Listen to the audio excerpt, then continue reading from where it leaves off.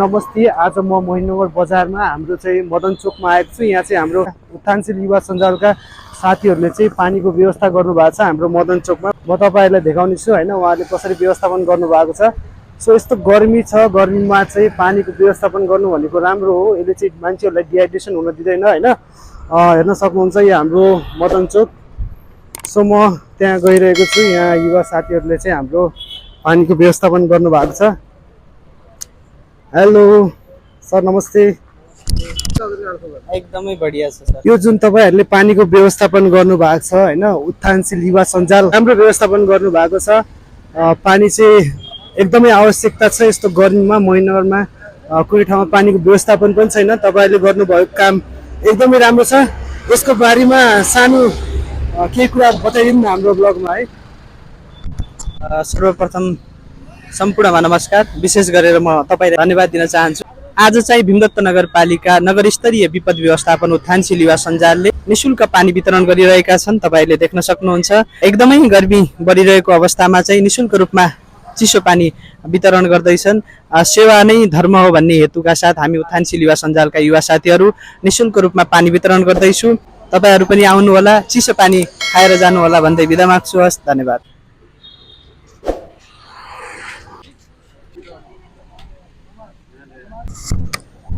So साथीहरु, मलाई पनि गर्मी भएको छ, म पनि पानी खान्छु हैन। हेलो सर, मलाई पनि पानी खान्छु हैन। म पनि, मलाई एकदमै धेरै गर्मी भएको छ।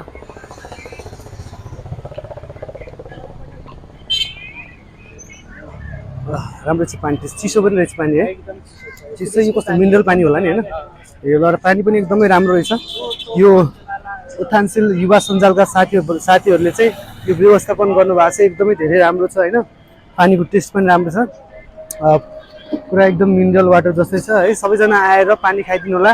यदि तपाईहरु भीमदत्त नगरपालिकामै हुनुहुन्छ, तपाईहरुले कुनै ठाउँमा पानी पाउनु भएन भने तपाईहरु चाहिँ मदन चोकमा आएर चाहिँ पानी खान सक्नुहुन्छ मजाले, फ्री, कुनै पैसा पनि लाग्दैन हैन। साथीहरु, मैले चाहिँ तपाईहरुलाई चाहिँ यो भिडियो खास किन देखाउन खोजेको भनेको छु, जसलाई चाहिँ पानी प्यास लागेको छ उहाँहरूले चाहिँ यहाँ आएर चाहिँ पानी खान सक्नुहुन्छ। साथीहरु, यो भिडियो जति सकिन्छ शेयर गर्नु होला यो भिडियोलाई हैन। किन भन्दाखेरि तपाईले जति शेयर गर्नुहुन्छ उहाँहरूलाई पनि सजिलो हुन्छ। किन भन्दाखेरि उहाँहरूले यति धेरै मेहनत गरिराख्नु भएको छ। उहाँहरूले चाहिँ यस्तो घाममा हैन, एकदमै चर्को घाम छ, हेर्न सक्नुहुन्छ। चर्को घाममा यति धेरै मेहनत गरिराख्नु भएको छ, जो चाहिँ हाम्रो ठाउँको नागरिकलाई चाहिँ उहाँहरूले चाहिँ सहयोग गरिराख्नु भएको छ। तपाईहरु पनि सहयोग गर्नु होला हैन। उहाँहरूलाई कसरी सहयोग गर्न सकिन्छ तपाईहरुले चाहिँ आफ्नो तरिकाबाट सहयोग गर्नु होला। सबैलाई नमस्कार। सम्पूर्णलाई गणतन्त्र दिवसको दिनमा उत्थानशील युवा सञ्जालबाट हामीले सबैलाई निशुल्क पानीको व्यवस्था गरेका छ। सम्पूर्णलाई पानी पिएर गइदिनु हुनलाई सेवा नै धर्म हो हाम्रो। सबैलाई धन्यवाद। युवा सञ्जालका साथीहरूले चाहिँ आज गणतन्त्र दिवसका दिनमा चाहिँ निशुल्क पानी वितरण गर्नुभएको छ। तपाईलाई कस्तो लागिरहेको छ जुन हाम्रो युवा सञ्जालका साथीहरूले चाहिँ व्यवस्थापन गर्नुभएको छ?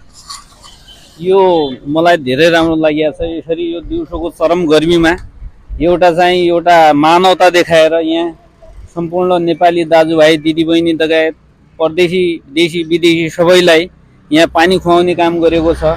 यो धेरै धार्मिक कार्यक्रम हो। उत्थानशील युवा सञ्जाल यसले चाहिँ धेरै राम्रो काम गरेको जस्तो लाग्यो मलाई। यस्तो राम्रो काम सबैले गरिदिएको भए हामी धेरै आभारी हुन्थे। यसरी चोक चोकमा पानी खुवाएको छ, यस्तो चरम गर्मीमा बावजुद पनि बहुत राम्रो काम लाग्यो।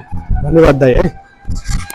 सो साथीहरू, मैले जुन तपाईहरुलाई यो भिडियो देखाएको छु यो चाहिँ उहाँहरूको एउटा मेहनत हैन। उहाँहरूको भनौँ न जुन फ्रीमा आज चाहिँ गणतन्त्र दिवसको दिन चाहिँ पानी चाहिँ फ्रीमा बाँड्दै हुनुहुन्छ। यसको लागि तपाईहरुले चाहिँ यो भिडियो जति सकिन्छ शेयर गर्नु होला साथीहरू है त। म लाइभबाट बिदा हुन्छु। धन्यवाद।